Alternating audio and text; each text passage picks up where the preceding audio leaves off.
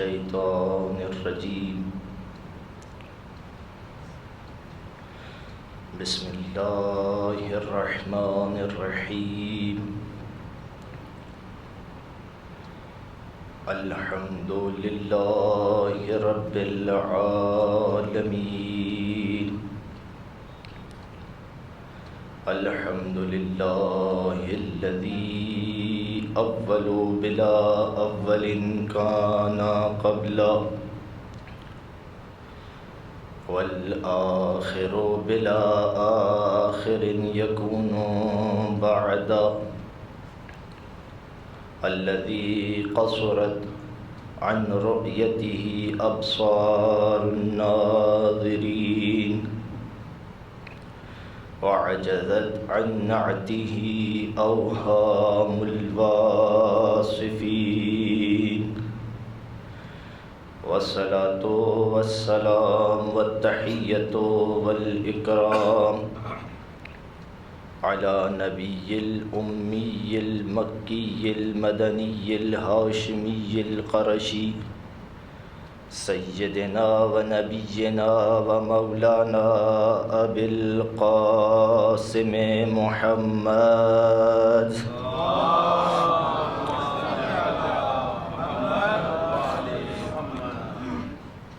وعلى أهل بيته الطيبين الطاهرين المعصومين المظلومين لا سيما على علي بن أبي طالب غالب كل غالب مطلوب لكل طالب الإمام المشارق والمغارب واللعنة الدائمة الباقية المستمرة على أعدائهم أجمعين من يوم ظلمهم إلى يوم الدين أما بعد فقد قال الله سبحانه وتعالى في محكم كتابه المجيد وفرقان الحميد وقوله الحق وهو أصدق القائلين بسم الله الرحمن الرحيم بشر عباد الذين يستمعون القول ويتبعون أحسنه أولئك هداهم الله وأولئك هم أولو الألباب. درود پڑھ دیجئے محمد و آل محمد پر. محمد. اگر آپ لوگوں کے لیے ممکن ہو کہ مجلس اعزاء میں اور میں اس مجلس کو آگے بڑھا سکوں اور آپ لوگ اگر آگے آ سکتے ہوں بلا کسی زحمت اور بلا کسی تکلف کے، تو گزارش کروں گا کہ آگے آ جائیں. ایک درود پڑھ دیجئے محمد والے صلی اللہ محمد آل محمد. نعرہ حیدری.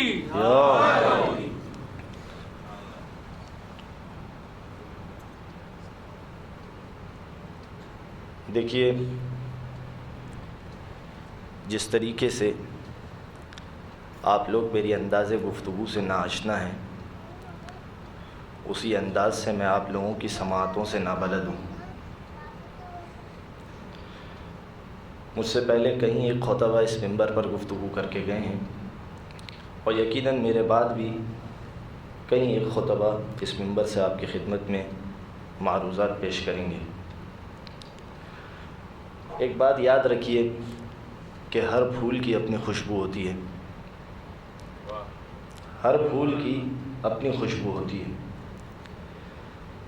سرزمین نجف سے یہ سوچ کے آپ کی خدمت میں آیا ہوں، یعنی جو چیز سرزمین نجف سے لے کر چلا ہوں، اگرچہ کہ آپ جانتے ہیں کہ اس زمین کو چھوڑنا اتنا آسان کام نہیں ہوتا، کہ جب انسان اس زمین سے نکل رہا ہوتا ہے تو ایسا لگتا ہے کہ جسم تو نکل گیا ہے مگر روح وہیں رہ گئی ہے.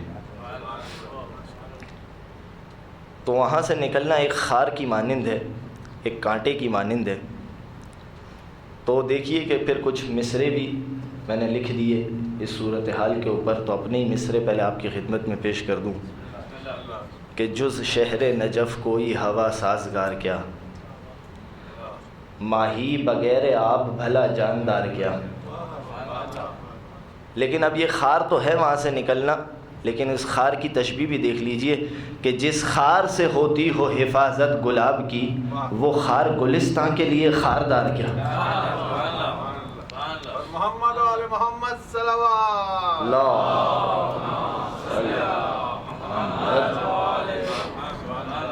تو ایک بات یاد رکھیے کہ آپ کی خدمت میں آنے کا صرف ایک ہی مقصد ہے، اور وہ مقصد یہ ہے کہ جو تعلیمات ہم نے اس سرزمین سے حاصل کی، زانو ادب طے کر کے جو چیزیں اپنے اساتذہ سے حاصل کی، وہ تعلیمات آپ لوگوں تک پہنچا دیں۔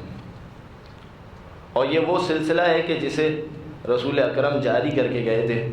توجہ کیجیے گا، اب میں گفتگو کی طرف آ رہا ہوں، آپ لوگوں کے مزاج سماعت سے آشنا ہونے کے ساتھ ساتھ یہ وہ طریقہ کار ہے کہ جسے رسول اکرم جاری کر کے گئے کہ جب غدیر کا منبر سج گیا، اعلان ولایت ہو گیا، تو رسول اللہ نے ایک آخر میں جو بات کی تھی وہ یہ کہی تھی کہ فَلْيُبَلِّغِ الشَّاهِدُ الْغَائِبَ، اب جو لوگ موجود ہیں وہ ان تک کہ جو موجود نہیں ہیں پیغام پہنچا دیں، تاکہ اب یہ پیغام جو ہے وہ سلسلہ وار جاری رہے۔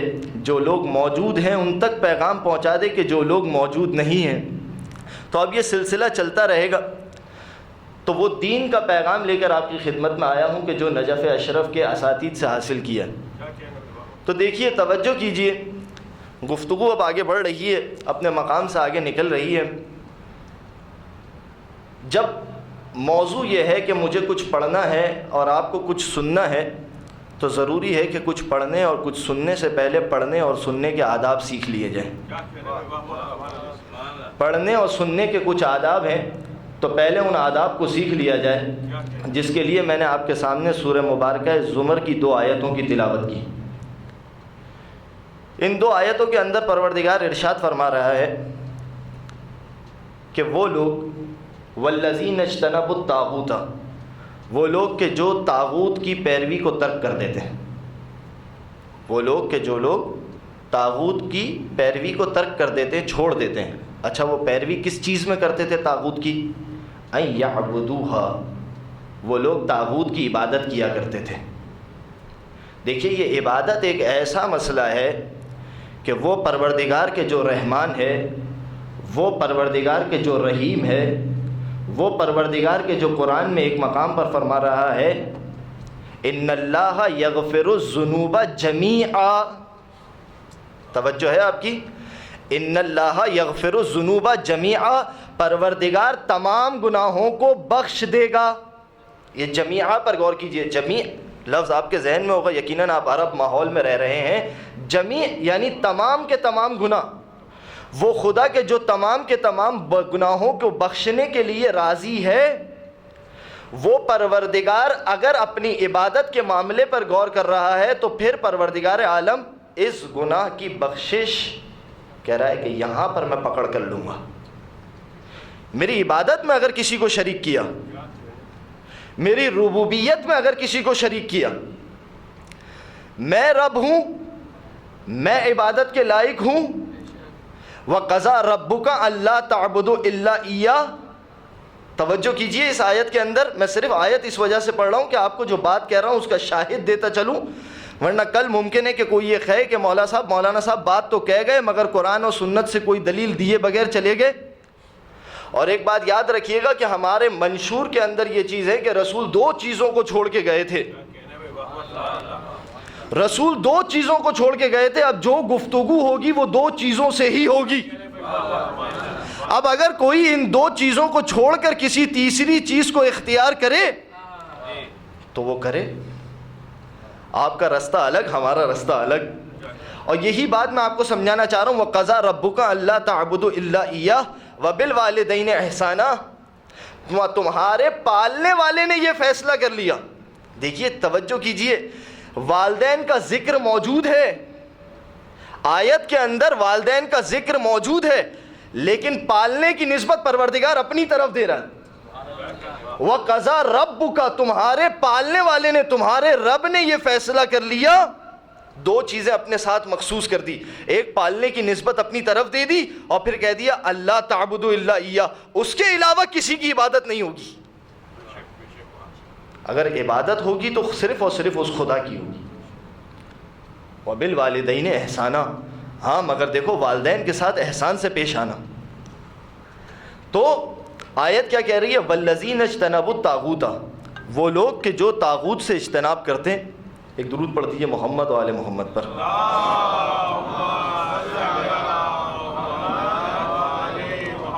والذین اجتنبوا الطاغوت، وہ لوگ کہ جو طاغوت سے اجتناب کرتے ہیں. اجتناب کس مرحلے پہ کر رہے ہیں؟ اجتناب اس مرحلے پہ ہو رہا ہے ان یعبدوها، کہ وہ ان طاغوت کی عبادت کو ترک کر دیتے ہیں. طاغوت کی عبادت کو ترک کرنے کے بعد کہاں جا رہے ہیں وہ لوگ؟ وَأَبَانُوا إِلَى اللَّهِ، اور وہ لوگ اللہ کی طرف بڑھ رہے ہیں. یعنی جب طاغوت کی عبادت ترک ہو گئی اور لوگ اللہ کی طرف بڑھنا شروع ہو گئے. توجہ کیجئے گا اس جملے پر، جب طاغوت کی عبادت ترک ہو گئی، لوگ اللہ کی طرف بڑھنا شروع ہو گئے، تو پروردگار نے کہہ دیا کہ اب ان لوگوں سے کرو بِأَنَّ لَهُمُ الْبُشْرَىٰ، ان کے لیے خوشخبری ہے. پروردگار کی بارگاہ میں ان کے لیے خوشخبری ہے. اب جب تم توحید پر آ گئے، توجہ کیجئے یہاں پر سب لوگ اہل توحید بیٹھے ہوئے ہیں. اب جب تم توحید پر آ گئے تو اب آگے بڑھنے کا طریقہ کار کیا ہے؟ پروردگار وہ بھی بتا دے. تو اب پروردگار کہہ رہا ہے وَبَشِّرْ عِبَادِ الَّذِينَ، اب میرے ان بندوں کو بشارت دے دو. عبادت کے مرحلے تک آ گئے آپ سب الحمدللہ. ابھی مغرب اور عشاء کی نماز پڑھ کر آئے ہوں گے، جو پڑھ کر نہیں آئے وہ جا کر پڑھ لیں گے. وَبَشِّرْ عِبَادِ الَّذِينَ، اب دیکھو میرے ان بندوں کو بشارت دے دو. پہلے کس کی بشارت؟ طاغوت کی عبادت ترک کر دی. دیکھیے میں تکرار اس لیے کر رہا ہوں کہ بات اہم ہے. طاغوت کی عبادت ترک کر دی، ابانو اللہ، اللہ کی طرف سیر شروع کر دی. کیا کر دو ان کے لیے؟ لہم البشرا، ان کے لیے بشارت ہے. اب اس کے بعد سلسلہ آگے کیسے بڑھے گا؟ اس کے بعد سلسلہ آگے اس انداز سے بڑھے گا وَبَشِّرْ عِبَادِ الَّذِينَ، اب میرے ان بندوں کو بشارت دے دو. آگے بڑھنا ہے نا، توحید کے بعد سلسلہ آگے چلنا ہے. وَبَشِّرْ عِبَادِ الَّذِينَ، میرے ان بندوں کو بشارت دے دو. کن بندوں کو بشارت دے دو؟ يَسْتَمِعُونَ الْقَوْلَ وَيَتَّبِعُونَ أَحْسَنَهُ، کہ جو تمام کی تمام باتوں کو سنتے ہیں مگر جب مقام اتباع میں آتے ہیں تو جو سب سے اچھی بات ہوتی ہے اس کی اتباع کرتے ہیں. توجہ کیجئے، دو صفتیں بتائیں. وَيَسْتَمِعُونَ الْقَوْلَ وَيَتَّبِعُونَ أَحْسَنَهُ، تمام کی تمام باتوں کو سنتے ہیں. سننے سے پروردگار نے منع نہیں کیا. توجہ کیجئے، سننے سے منع نہیں کیا. یہ آج ہماری مشکل جو کھڑی ہوئی ہے وہ اسی لیے کھڑی ہوئی ہے. پروردگار عالم نے دو صفتیں بتا دی. دیکھو اب توحید تمہارے ہاتھ میں ہے، تم نے میری عبودیت کا اقرار کر لیا، تم نے میری ربوبیت کا اقرار کر لیا. توجہ کیجئے گا، اب آگے اس انداز سے بڑھو. کس انداز سے پروردگار آگے بڑھے؟ اب آگے اس انداز سے بڑھو کہ دو چیزوں کو اپنے ہاتھ میں رکھو. پروردگار وہ دو چیزیں کون سی ہیں؟ یستمعون القول ویتبعون احسنہ، وہ قول کو سنتے ہیں. یہ منع نہیں کیا کہ فلاں مولانا کے قول کو سننا، فلاں مولانا کے قول کو مت سننا. یہ نہیں کہا کہ فلاں کی بات کو سننا، فلاں کی بات کو نہیں سننا. اب ہمارے یہاں پر دو طریقے کے نظریے بنے ہوئے. یہ آیت بتا رہی ہے کہ یہ دونوں نظریے غلط، ہمارا دیا ہوا نظریہ صحیح. بھائی کتاب خدا میں تو کسی کو کوئی شک نہیں ہے نا. لا رتب ولا یابس لا ریب فیہ، یہ وہ کتاب ہے کہ جس کے اندر پروردگار کہہ رہے کوئی شک نہیں ہے. اگر کتاب خدا میں کسی کو شک ہے تو پھر گفتگو قرآن سے شروع ہوگی. تو دیکھیے اب پروردگار کہہ رہا ہے دو طریقے. یہ نہیں کہ فلاں کو سننا فلانا کو نہیں سننا، نہیں، تم سنو تو سب کو. بس دو طریقے جو ہمارے یہاں پر بنے ہوئے. ایک طریقہ وہ ہے کہ جس نے اپنے کانوں میں انگلی ڈال لی، کہ جو میں نے سوچا وہ ٹھیک، اب کسی کو نہیں سنوں گا، کہ یہ طریقہ بھی غلط. اچھا دوسرا طریقہ کیا ہے؟ دوسرا طریقہ یہ ہے، وہ یہ ہے کہ جس کو سنوں گا اس کی اتباع کروں گا. توجہ کیجئے، جس کو بھی سنوں گا اس کی اتباع کروں گا. پروردگار نے کہا یہ طریقہ بھی غلط. تو اب خدا تو بتا دے کہ طریقہ صحیح کون سا؟ کہ طریقہ صحیح یہ ہے یستمعون القول، باتیں تو ساری کی ساری سننا، مگر جب مقام اتباع پر آنا تو ان باتوں میں جو سب سے اچھی بات ہو اس کی اتباع کرنا. ایک درود پڑھ دیجئے محمد و آل محمد پر.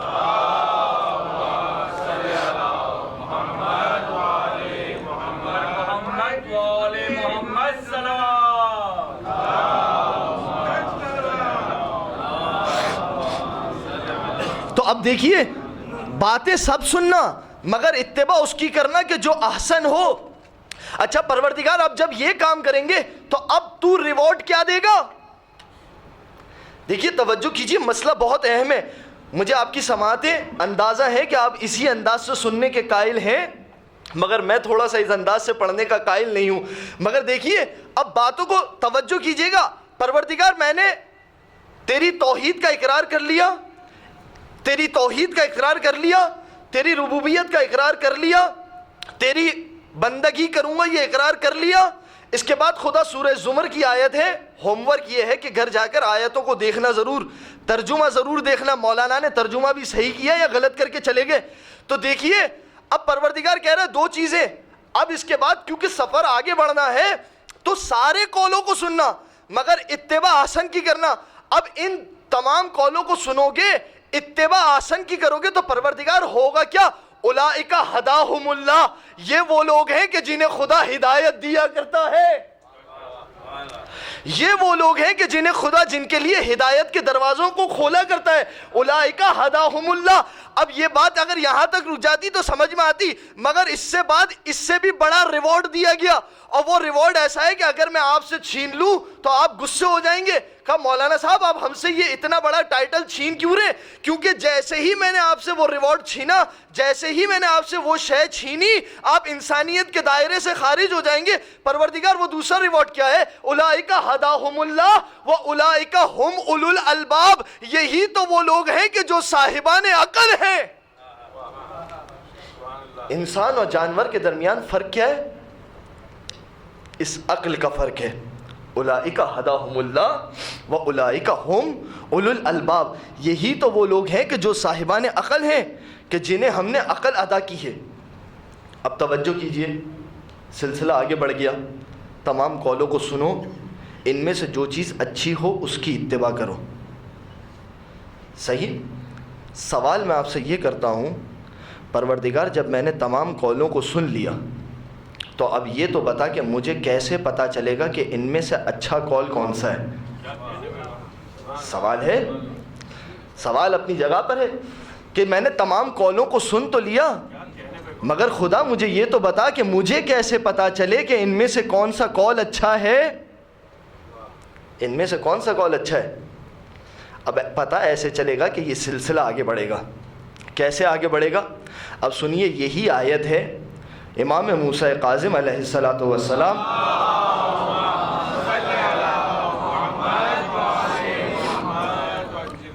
اور ہشام ابن حکم بیٹھے ہوئے ہیں اور گفتگو ہو رہی ہے. امام موسیٰ کاظم علیہ السلام نے ایک مرتبہ کہا، ہشام ان اللہ بشر اہل العقل والفہم، پروردگار عالم نے صاحبان عقل اور صاحبان فہم کو بشارت دی. توجہ کیجئے، پروردگار عالم نے صاحبان عقل اور صاحبان فہم کو بشارت دی. کس چیز کی بشارت دی؟ توجہ کیجئے گا، بشر عبادی الذین، یہی آیت پڑھی امام نے، بشر عبادی الذین یستمعون القول ویتبعون احسنہ. توجہ کیجئے، اب یہ امام کا جملہ یہ بتا رہا ہے کہ یہ بات جو ہے پروردگار عالم نے بشارت دی صاحبان عقل کو. یعنی اس کا مطلب یہ ہے کہ یہ آیت کے بعد، یہ آیت سے پہلے بھی ایک چیز موجود تھی جو تمہارے پاس تھی. وہ چیز جو پروردگار عالم نے جو ریوارڈ تمہیں بعد میں دیا ہے، وہ چیز گویا کہ ایسا ہے، روایت یہ بیان کرنا چاہ رہی ہے، وہ چیز تمہارے پاس پہلے سے موجود تھی. بس جب تم نے اس چیز کو استعمال کیا ان دو چیزوں میں تو پروردگار عالم نے تمہیں صاحب عقل کہا. یعنی وہ چیز، اگر آپ مجھ سے سوال کریں کہ آپ کہنا کیا چاہ رہے ہیں، تو دو جملوں میں خلاصہ یہ پیش کروں کہ پروردگار نے تمہارے پاس ایک عقل پہلے سے رکھی تھی. جب تم نے، پروردگار عالم نے تمہارے پاس پہلے سے ایک عقل رکھی تھی تو یہ عقل، یہ ایک ایسا چراغ تھا کہ جو تمہیں صحیح اور غلط رستے کی ہدایت کرتی رہے گی. جب تم نے اسے استعمال کیا تو صحیح مقام پر استعمال کیا تو پروردگار نے کہا اولئک ھم اولو الالباب، یہی وہ لوگ ہیں کہ جو صاحبان عقل ہیں. یہی وجہ ہے کہ امام معصومین علیہ السلام کی روایت کے اندر ایک نتیجہ ملتا ہے، اور وہ نتیجہ یہ ہے کہ جس کے اندر معصومین علیہ السلام کہہ رہے ہیں پروردگار عالم نے پروردگار عالم نے دو حجتوں کو رکھا، ایک حجت کو نہیں رکھا، دو حجتوں کو رکھا۔ وہ دو حجتیں کون سی ہیں؟ ایک حجت باطنی، ایک حجت ظاہری۔ حجت باطنی عقل کی صورت میں تمہارے پاس رکھی، اور حجت ظاہری وہ انبیاء، وہ رسول، وہ امام، یعنی دونوں اپنے اپنے مقام پر کام کر رہے ہیں۔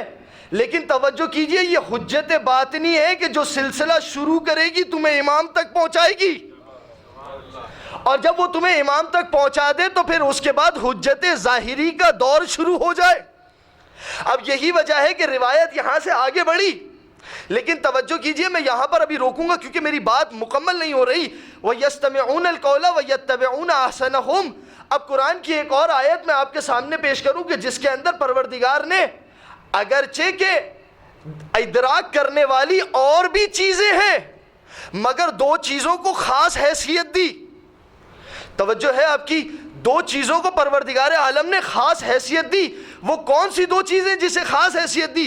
دیکھیے، وَاللَّهُ أَخْرَجَكُم مِّن بُطُونِ أُمَّهَاتِكُمْ لَا تَعْلَمُونَ شَيْئًا۔ جب پروردگار عالم نے تمہیں تمہاری ماؤں کے پیٹ سے نکالا، لا تعلمون شیئا، تو دیکھو تم کچھ بھی نہیں جانتے تھے، یعنی جب تم اس دنیا میں آئے تو جاہل تھے۔ تو پروردگار میں جاہل تو تھا، اب مسئلہ یہ ہے کہ جاہل آیا تو تھا، مگر اگر تکلیف یہی ہوتی کہ دنیا سے جاہل ہی چلے جانا ہے، توجہ ہے آپ لوگوں کی، اگر تکلیف یہ ہوتی کہ دنیا سے جاہل ہی چلے جانا ہے تو پروردگار میری مشکل آسان ہو جاتی، مجھے نہ سوال کرنے کی ضرورت تھی، نہ میری فطرت مجھے بار بار جگاتی۔ تو دنیا سے جاہل جانا تو نہیں تھا، تو دیکھو جب دنیا سے جاہل نہیں جانا تھا تو ہم نے تمہیں تین چیزیں ایسی دی۔ واللہ اخرجکم من بطون امہاتکم لا تعلمون شیئا، تم جانتے تو کچھ نہیں تھے مگر ہم نے تمہیں جاننے کے اسباب دے دیے۔ پروردگار تو نے کیا عطا کیا؟ وجعل لکم السمع والابصار والافئدۃ لعلکم تشکرون، کہ پروردگار عالم نے تمہیں سماعت دے دی، پروردگار عالم نے تمہیں بصارت دے دی، اور پروردگار عالم نے تمہیں قلوب دے دیا تاکہ تم پروردگار کے شکر گزار بندے بن جاؤ۔ توجہ کیجئے، یعنی تین چیزیں ہم نے تمہیں دے دی، تین چیزیں ہم نے تمہیں دے دی، کیونکہ تم اس نتیجے پر پہنچ چکے ہو کہ اس دنیا میں جاہل آیا تو تھا مگر اس دنیا سے جاہل جانا نہیں ہے، تو میں نے تمہیں تین چیزیں دے دی۔ اب دیکھیے میں جس نقطے کی طرف اشارہ کرنا چاہ رہا تھا وہ نقطہ یہ ہے کہ میں نے جو تین چیزیں تمہیں دی اس کے اندر اگر دیکھا جائے انسان کے پاس ادراکات کرنے والی کتنی چیزیں؟ کل 6 چیزیں کہ جس کے ذریعے سے انسان اپنی زندگی میں ادراکات کرتا ہے۔ قوت لامسہ، چھو کر ادراک کرنا یہ چیز گرم ہے یا ٹھنڈی، قوت لامسہ کے ذریعے سے آپ اس کا ادراک کرتے ہیں۔ میں نے اس کو ٹچ کیا، مجھے پتہ چل گیا یہ چیز گرم ہے، اور جیسے ہی ٹھنڈی چیز کو ٹچ کیا پتہ چلا یہ چیز تو ٹھنڈی ہے، سرد ہے۔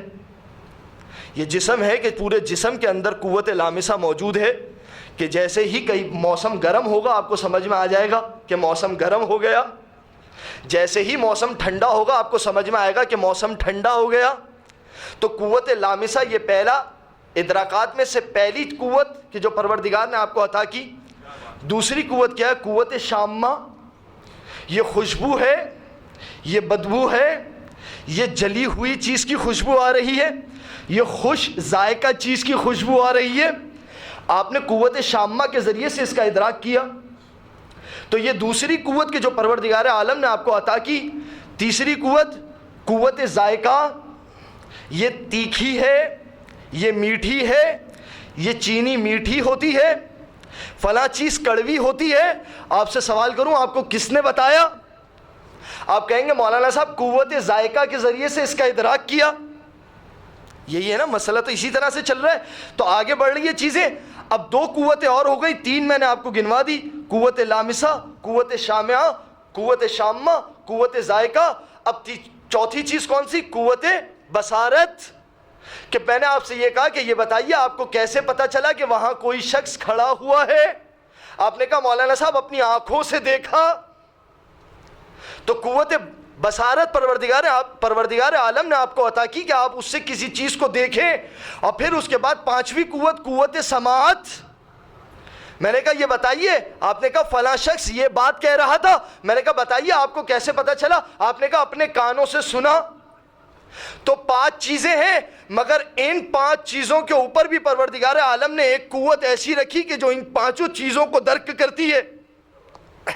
یعنی آپ قوت ذائقہ میں اور قوت شامہ میں خلط نہیں کرتے. تو آپ کو کس نے بتایا کہ ذائقہ یہاں سے لیا جاتا ہے اور سونگا یہاں سے جاتا ہے؟ توجہ تو کیجئے. آپ کو کس نے بتایا؟ میں کہوں گا ذرا یہ بتائیے یہ چیز میٹھی ہے یا کڑوی؟ تو آپ نے ہاتھ لگا کے نہیں بتایا، چکھ کر بتایا. آپ اسی طرح سے سنیں گے، میں اسی طرح سے بولتا رہوں گا. ایک درود پڑھ دیجئے محمد والے محمد.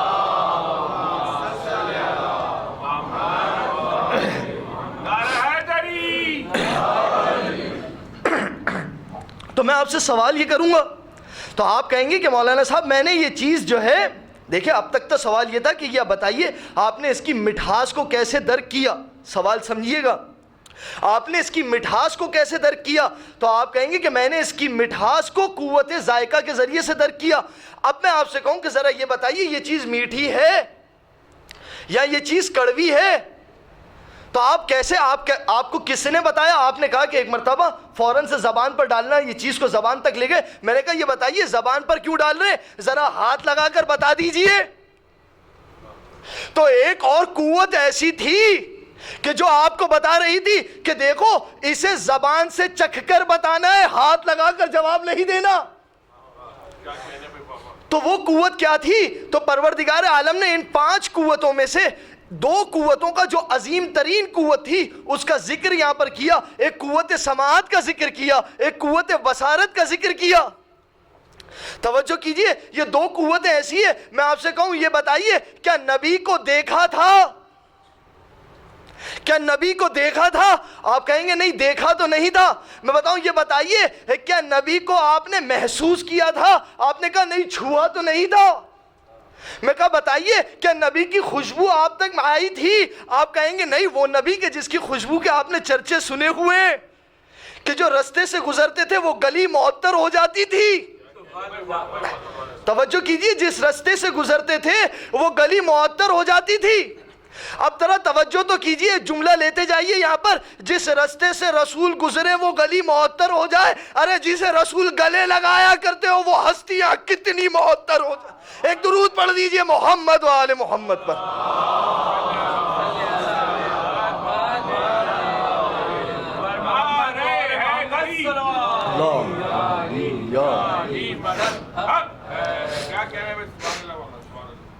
تو آپ نے رسول کو نہ سنا، نہ دیکھا، نہ محسوس کیا. کسی قوت کے ذریعے سے آپ رسالت کا ادراک نہیں کر سکتے، مگر ایک قوت ہے، قوت سماعت. ایسی قوت ہے کہ اس کے ذریعے سے آپ رسالت کو درک کر رہے ہیں. کیسے؟ سنا. سننے کے بعد کس نے آپ کو یہ نتیجہ دیا؟ اب اگلا سوال، سننے کے بعد کس نے آپ کو یہ نتیجہ دیا کہ یہ جو آپ نے سنا ہے یہ صحیح ہے یا غلط؟ تو ایک اور قوت ہے آپ کے پاس، موجود ہے آپ کے پاس وہ قوت کہ جو آپ کو فیصلہ کر رہی ہے. بس یہی بات ہے کہ جو میں اس آیت میں سمجھانا چاہ رہا ہوں، وَيَتَّبِعُونَ أَحْسَنَهُ، یہ احسن اتباع آپ کو آپ کی عقل ہدایت کرے گی. لہذا جب یہ عقل اتنا بڑا کام کر رہی ہے تو ایک ذمہ داری تو بنتی ہے کہ اس عقل کو شوائب اور آلام سے پاک رکھنے کی کوشش کیجئے. لہذا جب بھی کسی کا قول سنیں تو جو چیزیں پہلے سے غالب ہیں اسے مغلوب کیجئے. جو چیزیں پہلے سے غالب ہیں اسے مغلوب کیجئے. یعنی اس وقت نتیجہ نکالیے، ان تمام چیزوں کو ایک اینگل میں عقل کے سامنے پیش کیجئے. اگر پہلے سے ہی کسی چیز کو راجح بنا کر عقل کے سامنے پیش کرو گے، اس کا مطلب یہ ہے کہ خود اپنی عقل کو دھوکہ دے رہے. جب کبھی کسی نتیجے پر پہنچنا ہو تو ضروری یہ ہے کہ تمام چیزوں کو ایک پیرالل میں عقل کے سامنے پیش کیا جائے، تب یہ عقل صحیح فیصلہ کرنے کی قابل ہوگی. جب آپ اسے ایک پیرالل میں سب کے سامنے عقل کے سامنے پیش کریں گے تو دیکھیے 5 قوتیں ہیں. ان 5 قوتوں میں سے بھی پروردگار عالم نے 2 قوتوں کو خاص حیثیت دی. ان 2 قوتوں کو خاص حیثیت کیوں دی جا رہی ہے؟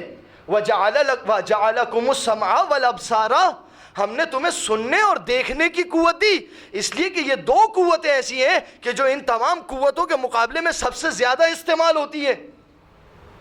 تو مجلس کو سننے کا طریقہ کیا ہے؟ ممبر کو سننے کا طریقہ کیا ہے؟ ممبر کو سننے کا طریقہ یہ یستمعون القول ویتبعون احسنہ، سب کے قول کو سنیے، اتباع احسن کی کیجیے۔ جب یہ دو چیزیں ہیں تو پروردگار عالم ٹائٹل بھی دے رہا ہے، ریوارڈ بھی دے رہا ہے۔ لیکن اگر کوئی شخص ان دو چیزوں سے ہٹ کر کام کرے، بات کا بتنگڑ بنائے، ہدایت لینے کی جگہ پر فساد کا خوف ڈالے، وہ مقام کے جو مقام ہدایت کے لیے بنایا گیا تھا وہاں سننے ہی فساد کی نیت سے آئے، تو پھر یہ یاد رکھیے وہ خدا کو شکوہ مت کرے کہ پروردگار عالم نے مجھے ہدایت نہیں دی، بلکہ اپنے آپ کو یہ شکوہ کرے کہ میں وہاں پر کہ جہاں ہدایت بٹتی تھی وہاں فساد کے قصد سے گیا تھا۔ تو پھر ایسے لوگوں کے بارے میں، ایسے لوگوں کا علاج تو قرآن بھی نہیں کر سکتا، واضح انداز میں کہہ رہا ہے یضل بہ کثیرا ویہدی بہ کثیرا۔ یہ قرآن ہے کہ اسی کے ذریعے سے لوگ ہدایت بھی لے جاتے ہیں، اور اسی قرآن کے ذریعے سے یہ لوگ اپنے لیے گمراہی کے اسباب بھی فراہم کر رہے ہیں۔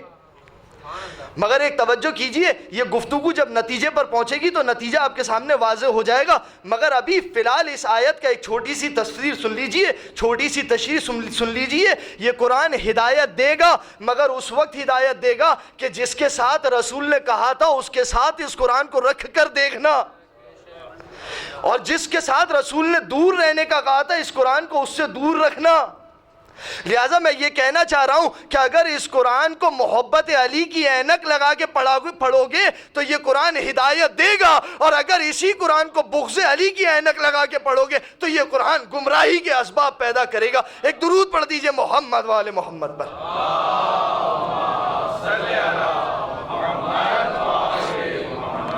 تو اب توجہ کیجئے کہ یہ عقل ہے کہ جو آپ کے پاس چراغ ہے۔ اب تک نتیجہ کیا ہے؟ یہ عقل ہے کہ جو آپ کے پاس چراغ ہے، اس عقل کو لے کر آپ آگے بڑھیں گے، اس عقل کے ذریعے سے آپ آگے بڑھیں گے۔ اب ذرا کلام آل محمد کے اندر اس عقل کی حیثیت تو دیکھیے کہ اس عقل کو کتنی حیثیت دی گئی۔ اب دو سوالات باقی ہیں، یاد رکھیے گا، یہ دونوں سوالات جب تک حل نہیں ہو جائیں گے۔ ایک، عقل کی تعریف کیا ہے؟ عقل کی تعریف کیا ہے؟ ایک یہ ہے کہ کلام آل محمد کے اندر اسے کتنی اہمیت دی گئی۔ یہ مؤید ہے میری باتوں کا کہ جو میں کہہ رہا ہوں کہ وہ روشن چراغ کیا ہے جو آپ کو احسن کی اتباع کی طرف لائے گا، وہ ہے آپ کی عقل۔ اب دیکھیے کلام آل محمد کے اندر اسے کتنی اہمیت دی گئی۔ امام علی رضا علیہ الصلوۃ والسلام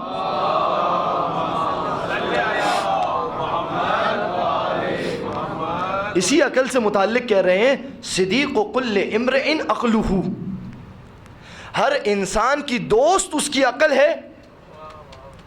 صدیق کل امرئ عقلہ، ہر انسان کی دوست اس کی عقل ہے۔ وعدوہ جہلہ، اور اس کا دشمن اس کی جہالت، اس کا دشمن اس کی جہالت۔ یعنی عقل کے مقابلے پر، اب دیکھیے تعریف کو بھی ساتھ ساتھ سمجھتے رہیے، اگر عقل کے مقابلے پر کسی چیز کو کھڑا کیا گیا تو وہ ہے جہالت، عقل کے مقابلے پر کسی چیز کو لایا گیا تو وہ ہے جہالت۔ اب دیکھیے دوسری حدیث دیکھیے، رسول خدا حضرت محمد مصطفیٰ صلی اللہ علیہ وآلہ وسلم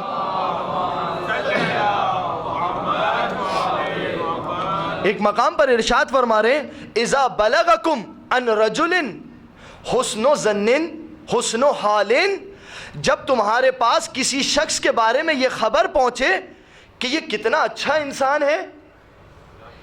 اذا بلغکم عن رجل حسن حال، جب تمہارے پاس کسی شخص کے بارے میں یہ باتیں پہنچے کہ اس کی حالت کتنی اچھی ہے، یہ کتنا اچھا انسان ہے، تو دیکھیے رسول اللہ کیا کہہ رہے، یہ نہیں کہہ رہے فصدقوہ، اس کے حسن حال کو دیکھ کر اس کی تصدیق کر دو۔ بھائی ہم نے دیکھا اتنی طویل نماز پڑھتا ہے، توجہ کیجئے گا، ہم نے دیکھا اتنی طویل نماز پڑھتا ہے، ہم نے دیکھا کہ یہ تو رجب سے لے کے رمضان تک روزے رکھتا ہے، توجہ کیجئے، ہم نے دیکھا کہ یہ ہر سال حج پر جاتا ہے. میں روایتیں پیش کروں گا، اصول کافی جسے حوالہ چاہیے مجھ سے حوالہ لے لے. کیا کہہ رہے ہیں؟ دیکھو جب تمہیں پتا چلے کہ حسن حالن، جب پتا چلے بڑا ہی خوش مزاج انسان ہے، تو دیکھو حسن حال کا اگر پتا چلے تو یہ نہیں کہ فصدقوہ، اس کی تصدیق کرنا، اس کے پیچھے چلنا شروع ہو جانا. یاد رکھنا وَيَتَّبِعُونَ أَحْسَنَهُ، اس رشتے کو یاد رکھنا. یہ نہیں کہا کہ اس کے پیچھے چلنا شروع ہو جانا، بلکہ فوراً سے کہا فَانظُرُوا فِي عَقْلِهِ، یہ دیکھو کہ اس کی عقل کیسی ہے، یہ دیکھو کہ اس کی عقل کا کیا عالم ہے.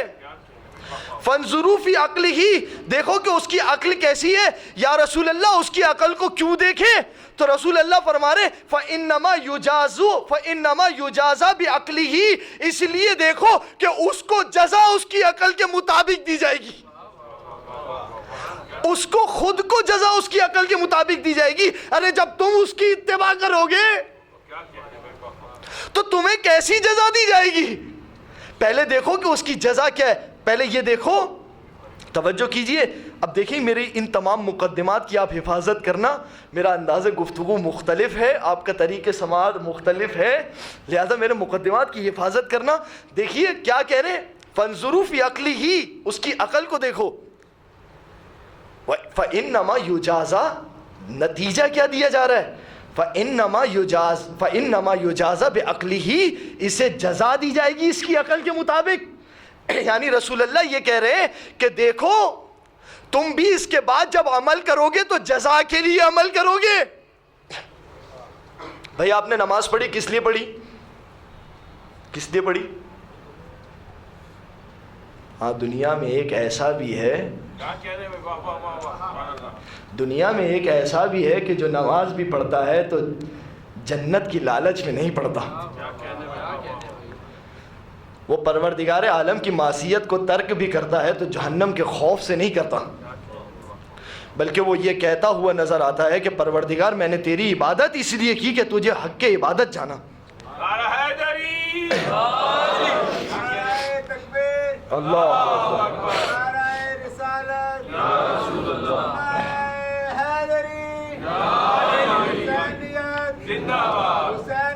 زندہ باد، مردہ باد، مردہ باد، بے شک بے شک. اللہم صلی علی محمد وآلہ. تو دیکھو تم نماز کیوں پڑھو گے؟ مقدمے سے مقدمے کو ملاتے چلیے. تم نماز کیوں پڑھو گے؟ برائے جزا نماز پڑھو گے. تم روزہ کیوں رکھو گے؟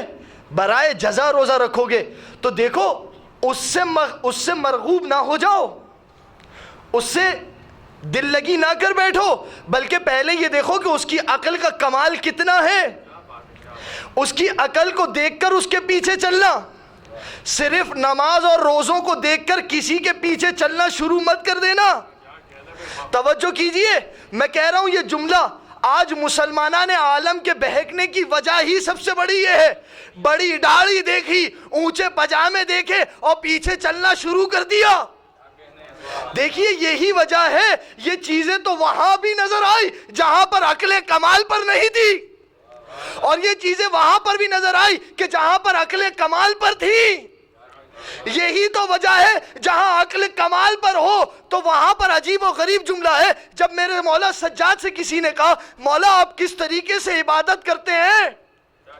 مولا ایک ایک رات میں ہزار ہزار رکعت نمازیں. تو دیکھیے عقل کمال پر تھی، یہ جانتے تھے کہ اس سے بڑی عبادت بھی کسی کی ہے.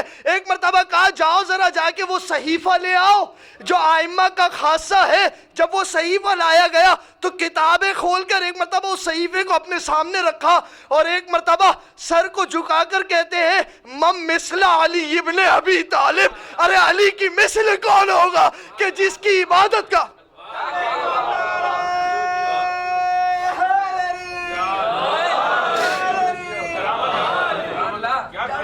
توجہ کیجئے.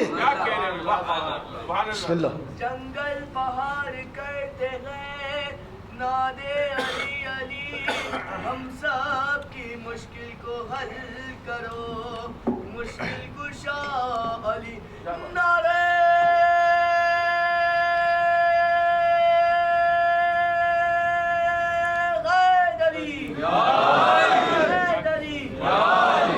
یہ جو ہاتھ اٹھتے ہیں نا اب کے نعرہ حیدری یا علی کہہ کے، میں کہتا ہوں اکثر ایک جملہ،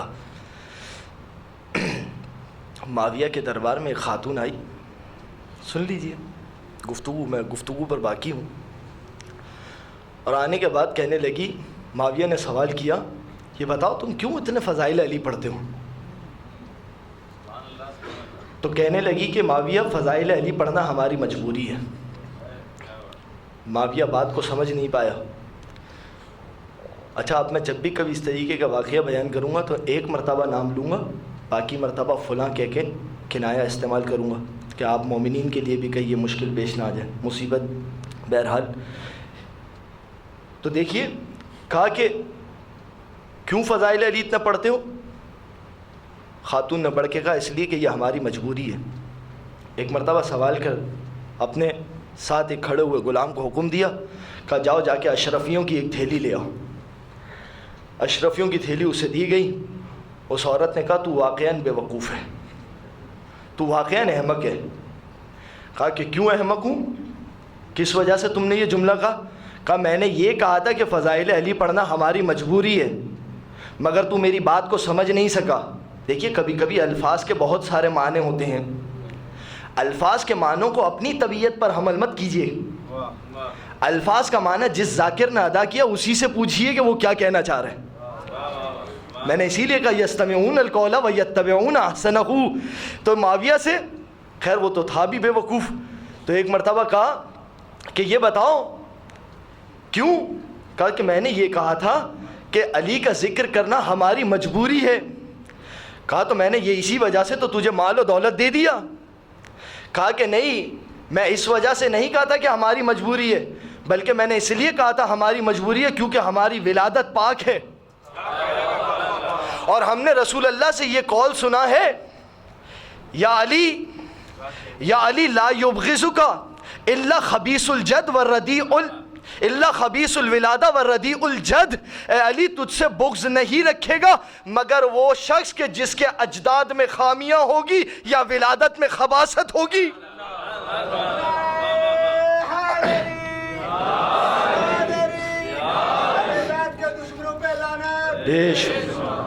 تو دیکھیے کس انداز سے گفتگو۔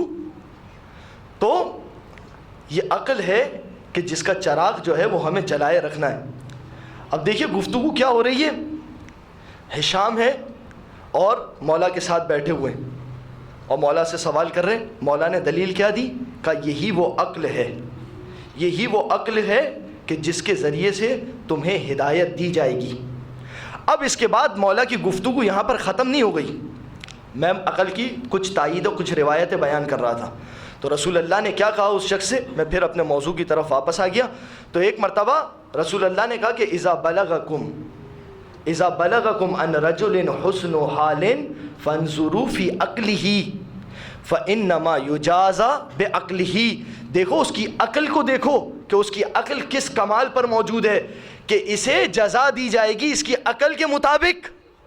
اب یہ دیکھیے رسول کی بات ہے اور چھٹے امام کی زبانی اس کی تفسیر دیکھیے۔ اللہم صلی علی۔ تو اب چھٹے امام کی زبانی اس کی تفسیر دیکھیے۔ چھٹے امام کے پاس ایک صحابی آیا اور کہنے لگا فلان من عبادتہ۔ لوگ ہوتے ہیں نا متاثر ہو کے امام کی خدمت میں آیا، فلان من عبادتہ، ارے مولا فلاں کی عبادت کا کیا عالم ہے؟ فلان فی دینہ، مولا فلاں کے دین کا کیا عالم ہے؟ فلان فی فضلہ، مولا فلاں کی فضل کا کیا عالم ہے؟ امام جعفر صادق کے سامنے کہہ رہے ہیں اللہم صلی علی محمد وآل محمد۔ امام کے سامنے یہ کہہ رہا ہے مولا اس کا دین، مولا اس کی عبادت، مولا اس کا فضل۔ مولا نے کہا یہ بتاؤ کیف عقلہ، توجہ کیجئے، مولا نے کہا یہ بتاؤ کیف عقلہ، یہ بتاؤ کہ اس کی عقل کیسی ہے۔ ایک مرتبہ کہتا ہے مولا لا ادری، مولا میں نہیں جانتا، مولا میں نہیں جانتا کہ اس کی عقل کیسی ہے۔ اب مولا نے ایک واقعہ پیش کیا، مولا نے کہا کہ سن، بنی اسرائیل کا ایک عابد تھا کہ اس نے ایک مکان بنایا، اور اس مکان میں یعنی وہ اس جگہ پر مکان بنایا کہ جہاں پر خشک گھاس تھی، اور اس مکان میں کئی برسوں تک عبادت کرتا رہا۔ اصول کافی میں دیکھ لیجئے گا جا کے، روایت موجود ہے۔ اور اس مکان میں کئی برسوں تک عبادت کرتا رہا، کئی برسوں تک عبادت کرتا رہا۔ ایک مرتبہ جب فرشتے نے اس کے نامہ اعمال کو دیکھا تو پروردگار سے کہا پروردگار میں کئی برسوں سے اسے عبادت کرتے ہوئے دیکھ رہا ہوں۔ دیکھیے فرشتہ بھی ہے، لکھے گا تو اسی کے حکم سے، فرشتہ بھی ہے تو لکھے گا تو اسی کے حکم سے۔ تو دیکھیے کہا پروردگار یہ کئی برسوں سے عبادت کر رہا ہے، مگر جب اس کے نامہ اعمال کو دیکھ رہا ہوں تو نامہ اعمال تو عجیب و غریب ہے۔ جتنی عبادت ہے، جتنی عبادت مجھے نظر آ رہی ہے اس مقدار سے ثواب نظر نہیں آ رہا۔ یعنی جتنا یہ وقت عبادت میں لگا رہا ہے وقت زیادہ لگ رہا ہے، ثواب کم مل رہا ہے۔ یعنی یہ مانیے کہ فرشتے نے کسی ایسے کو دیکھا ہوگا کہ جس نے عبادت میں وقت کم لگایا ہوگا مگر ثواب زیادہ مل رہا ہوگا۔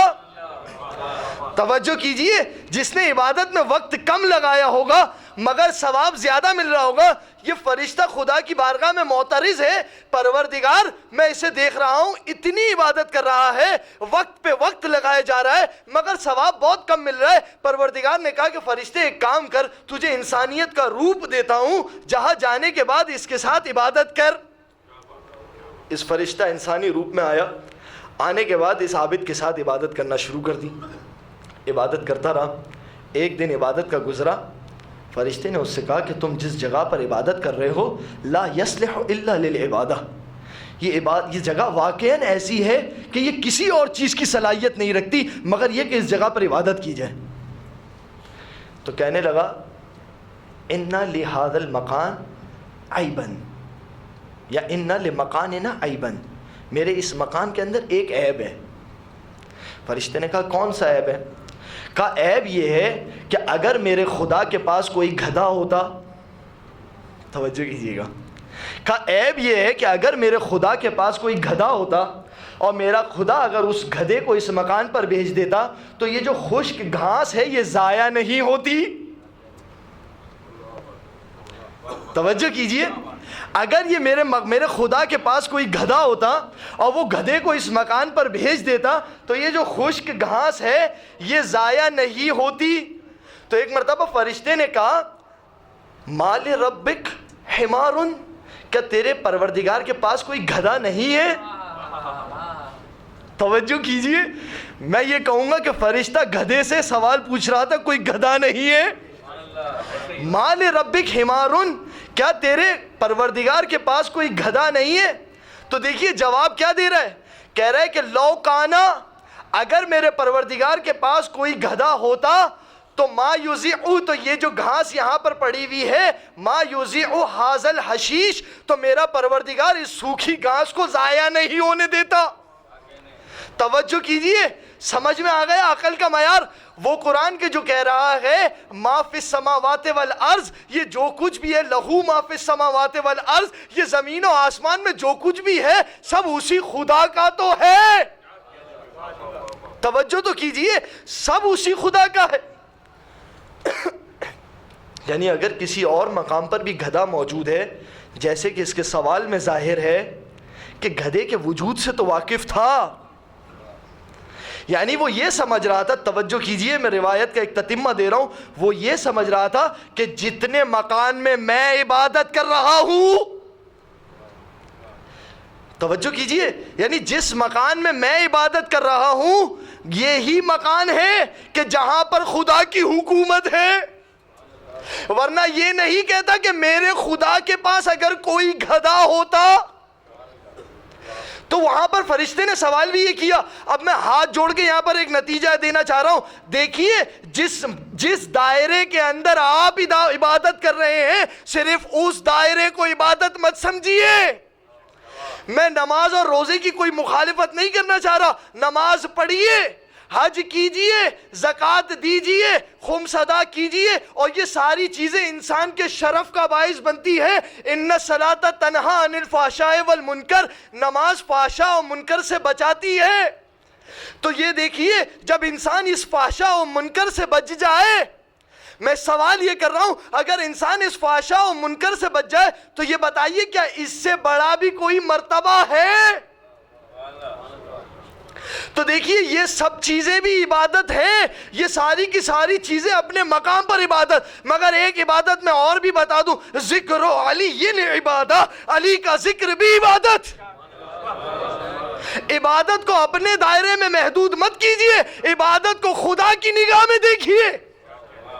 ایک درود پڑھ دیجئے محمد و آل محمد پر۔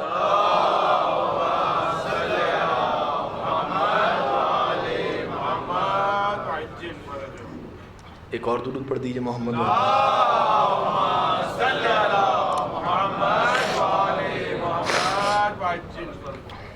مشکل تو بہت ہے آپ لوگوں کے سامنے مجلس پڑھنے میں، لیکن بہرحال پڑھنی تو ہے۔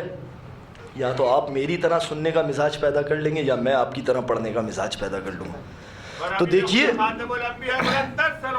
اللہم صلی،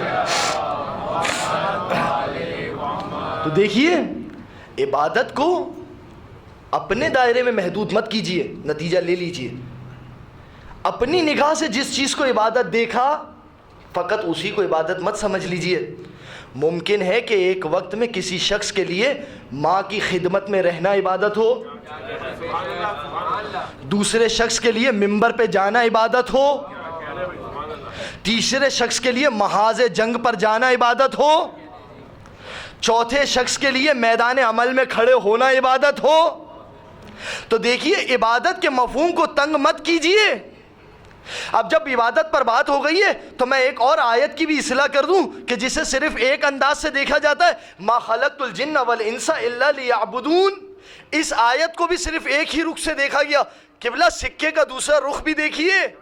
پیسے لیتے ہوئے تو یہ بات یاد آتی ہے کہ آگے کی طرف تو 100 لکھا ہوا ہے، پیچھے بھی 100 لکھا ہوا ہے کہ نہیں؟ کہیں کوئی جعلی نوٹ تو نہیں دے جائے گا؟ کہیں کوئی دھوکہ تو نہیں دے دے گا؟ دین کے معاملے میں بھی اس طرح سے دیکھیے کہ کہیں کوئی آپ کو دھوکہ دے کر تو نہیں چلا جائے گا۔ توجہ کیجئے، کہیں کوئی آپ کو دھوکہ دے کر تو نہیں چلا جائے گا۔ سکے کے ایک رخ کو مت دیکھیے، دو رخوں کو دیکھیے۔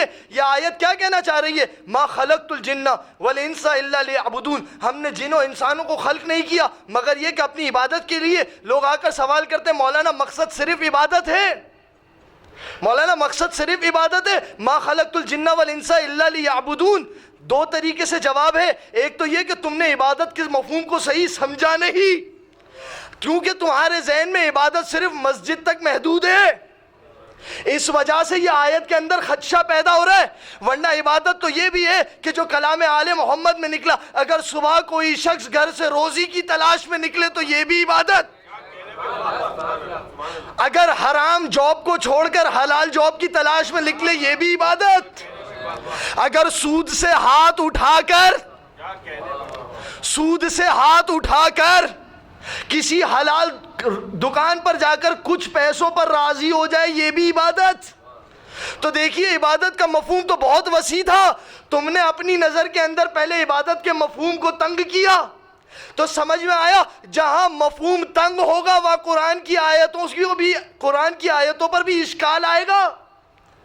کیوں آیا؟ اس لیے کہ اپنی عقل کے اوپر تم نے شبہات کا دروازہ کھول دیا تھا۔ یہ شبہات تھے کہ جس نے تمہیں عبادت کو مسجد تک محدود سمجھا۔ دیکھیے اس آیت کو کس انداز سے دیکھا، ورنہ یہ شخص اعتراض نہیں کرتا مولانا کیا صرف عبادت کے لیے پیدا ہوئے؟ بیوی بچوں کو ٹائم کون دے گا؟ مولانا آپ کو لینے جا رہے تھے، آپ کو لینے آ رہے تھے، یہ ٹائم کون دے گا؟ دیکھیے میں وہ شخص ہوں کہ میں جس طرح سے انکل نے میرے آگے مائک لگایا ہے، میں اپنے امام بارگاہ کے اندر علماء کے آگے مائک لگاتا تھا۔ یہاں سے میں نے عزاداری کا سفر شروع کیا۔ جتنے علماء ابھی آپ کے یہاں پڑھنے آئیں گے وہ سب کے سب ان سب کے آگے تقریباً لوگوں کے آگے میں نے مائک سیٹ کیا۔ تو دیکھیے یہ بھی عبادت۔ اس لیے کہ اس مائک کے سیٹ کرنے کے بعد میری آواز آپ تک پہنچی. انہوں نے 1 منٹ کی عبادت کی تھی, 1 گھنٹے تک ثواب لے رہے تھے. عبادت کے مفہوم کو سمجھیے. عبادت کا مفہوم تم نے تنگ کیا اور اس کے بعد پھر خدا سے سوال کیا. اور دوسرے انداز سے بھی اس آیت کو دیکھیے, ما خلقت الجن والانس الا لیعبدون. اس انداز سے بھی اس آیت کو دیکھیں. عبادت کا مطلب اگر صرف یہی ہے کہ سر جھکانا, فرض کر لیجئے اگر کسی نے یہی سمجھا تھا کہ سر جھکانا, تب بھی غلط سمجھے. اس آیت کو اس انداز سے دیکھے, دیکھو صرف میرے آگے جھکانا اور کسی کے آگے مت جھکانا. میں نے تم نے خلق اس لیے کیا کہ اگر جھکنا تو صرف میرے آگے جھکنا, میرے علاوہ کسی کے آگے جھکنے کی زحمت نہ کرنا. یہی تو وجہ ہے کہ میرے مولا فرما رہے, ارے بندے تیرے نفس کی سب سے کم قیمت جنت ہے, جنت سے کم پر بیچنے پر راضی مت ہو. ایک درود پڑھ دیجئے محمد و آل محمد پر.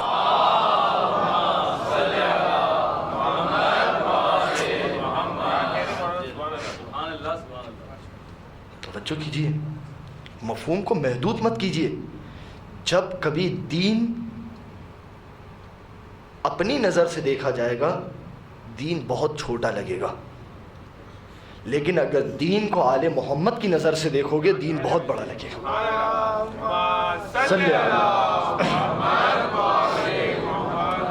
دین کو اپنی نظر سے محدود مت کیجئے. دیکھیے یہ عقل کی فضیلتیں, ابھی تک تو عقل کی فضیلت کی روایتیں ہی مکمل نہیں ہو پائی, تو دیکھیے کس انداز سے ائمہ علیہ السلام اس کی طرف اشارہ کر رہے ہیں. ایک شخص راوی ہے, جا رہا ہے چھٹے امام کے ساتھ. روایت کے جملے یہ, رجل مبتلا بالصلاۃ والوضوء. ایک شخص تھا جو مبتلا یعنی وسواس کا شکار تھا, مشکوک تھا. بالصلاۃ والوضوء, کبھی وضو کر رہا ہے کبھی نماز پڑھ رہا ہے, پھر واپس وضو کیا پھر واپس نماز پڑھ رہا ہے, پھر وضو کیا پھر نماز پڑھ رہا ہے. جس نے دیکھا اس نے امام کے سامنے کہا, رجل عاقل, مولا یہ کتنا عقل مند شخص ہے, کتنا عقل مند شخص ہے. امام نے کہا ایو عقل ہوا, یہ کون سی عقل ہے, یہ کون سی عقل مندی ہے. اس کے بعد امام نے جو جملہ کہا وہ عجیب جملہ ہے واقعا. امام نے کہا انہ یطیع الشیطان, یہ شیطان کی اطاعت کر رہا ہے. کبھی وضو کر رہا ہے کبھی شک کر رہا ہے. کیوں؟ انہ یطیع الشیطان, یہ شیطان کی اطاعت کر رہا ہے. ایک مرتبہ فوراً سے سوال کیا, مولا یہ آپ نے کیسے کہہ دیا. دیکھیے عقل تھی, اپنی عقل تھی, جو امام معصوم کی بات سمجھ میں نہیں آئی. یہ سوال بتا رہا ہے, مولا یہ آپ نے کیسے کہہ دیا کہ یہ شیطان کی اطاعت کر رہا ہے. سوال کرنے سے ممانعت نہیں کیا گیا, مگر یاد رکھیے کہ سوال اس انداز میں کیا جائے جو سوال کرنے کا انداز ہوتا ہے. آج سماعت پر گفتگو ہوئی ہے, کل سوال کے انداز پر گفتگو ہوگی. تو دیکھیے فوراً سے امام نے کہا سل ھذا, جاؤ جا کے اس سے سوال کرو. سل ھذا, جاؤ اس سے جا کے سوال کرو کہ یہ جو جس امر میں مبتلا ہے یہ اس کے پاس آیا کہاں سے. یہ جس امر میں مبتلا ہے یہ اس کے پاس آیا کہاں سے. تو یہ تمہیں خود جواب دے گا کہ شیطان نے یہ بھیجا ہے. وہ تھا کیا چیز جس میں مبتلا تھا وسواس کا شکار. سمجھ میں یہ نہیں آ رہا تھا کہ ابھی وضو ٹوٹ گیا یا باقی رہا. نماز پڑھتا تھا پھر جا کے وضو کرتا تھا, پھر نماز پڑھتا تھا پھر جا کے وضو کرتا تھا. تھا وسواس کا شکار, مگر ہم سے آ کے سوال نہیں کر رہا. تو دیکھیے امام نے کہا, اگرچہ ہمارے یہاں پر ہوتا ہے نا بہت سے لوگ, مولانا کتنی احتیاط کرتے ہیں. بھائی کبھی کبھار احتیاط عدم احتیاط میں ہوتی ہے. کبھی کبھار احتیاط یہ ہے کہ اس مقام پر احتیاط نہیں کی جائے. اسی لیے مجھ سے کوئی کہتا ہے نا کہ فضائل علی احتیاط سے پڑھنا, تو میں کہہ دیتا ہوں قبلہ یہ وہ مقام ہے جہاں احتیاط نہیں ہو سکتی. اس لیے کہ اگر فضائل علی میں احتیاط شروع ہو گئی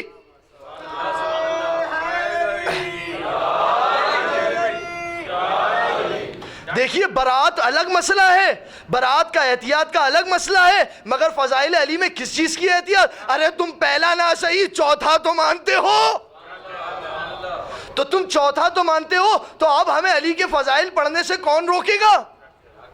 اگر یہ احتیاط تھی ہی تو میں کہوں گا کہ وہاں پر کہ جہاں پر لوگ تحمل نہیں کر پا رہے تھے ولایت کو، ولایت کے مسئلے تک لے کے جانا تھا، 23 سال فضائل علی بیان کیے جا رہے۔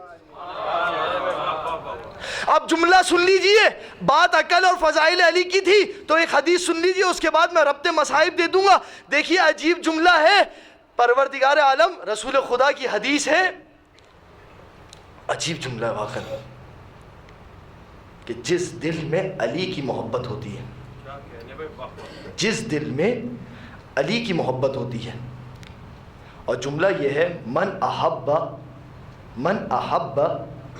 اہل محمد، جو شخص آل محمد سے محبت کرے، بعض مقامات پر ہے من احبنا، جو شخص ہم سے محبت کرے، بعض پر ہے من احب آل محمد، جو آل محمد سے محبت کرے، جرت ینابیع الحکمہ علی لسانہ، اس کی زبان پر جو ہے وہ حکمت جاری ہو جاتی ہے۔ یہ محبت کا اثر ہے۔ دیکھیے دل کی محبت ادنا مرتبہ رکھتی ہے، جب زبان سے اظہار ہو جائے تو مرتبہ بڑھ جاتا ہے۔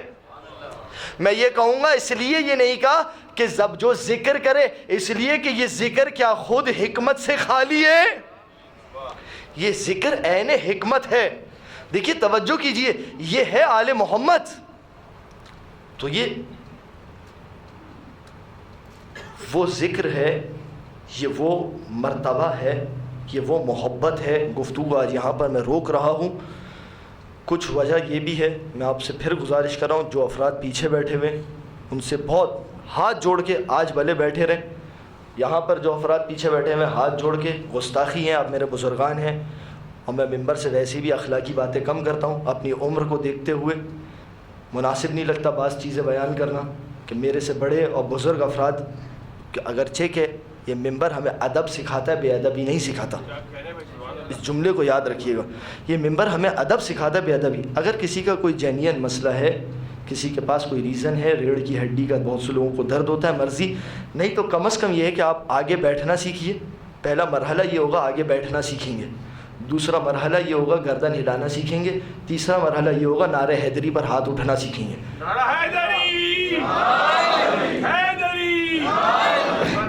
دیکھیے اللہم صلی علی محمد، یہ وہ محبت ہے کہ جسے رسول خدا سمجھا رہے ہیں ہر مقام کے اوپر، کہ اس محبت کے دامن کو ترک مت کرنا، اس محبت سے دوری اختیار مت کرنا۔